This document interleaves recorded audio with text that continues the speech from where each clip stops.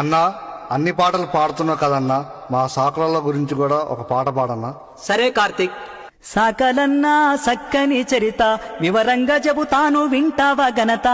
సాకలన్నా సక్కని చరిత చాకిరికి మూల పురుషుడైనట్టి, చాకిరికి మూల పురుషుడైనట్టి మాడేలు మాచయ్య మర్మంబు చెబుతా. సాకలన్నా సక్కని చరిత వీరభద్రుని పై నుంచి జారిన, వీరభద్రుని పై నుంచి జారిన చెమట చుక్కలేని అవ్వాయ్యలు.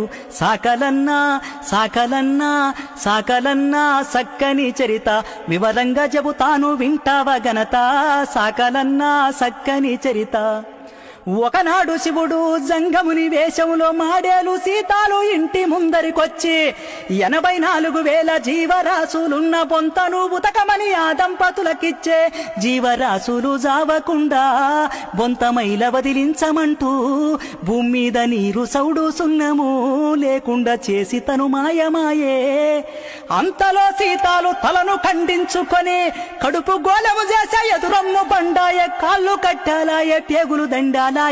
సాకలన్నా సాకలన్నా సాకలన్నా సక్కని చరిత వివరంగా చెబుతాను వింటావా ఘనత. సాకలన్నా సక్కని చరిత చాకిరికి మూల పురుషుడైనట్టి మాడేలు మాచయ్య మర్మంబు చెబుతా. సాకలన్నా సక్కని చరిత వీరభద్రుని పై నుంచి జారిన, వీరభద్రుని పై నుంచి జారిన చెమట చుక్కలేని అవ్వాయ్యలు. సాకలన్నా సాకలన్నా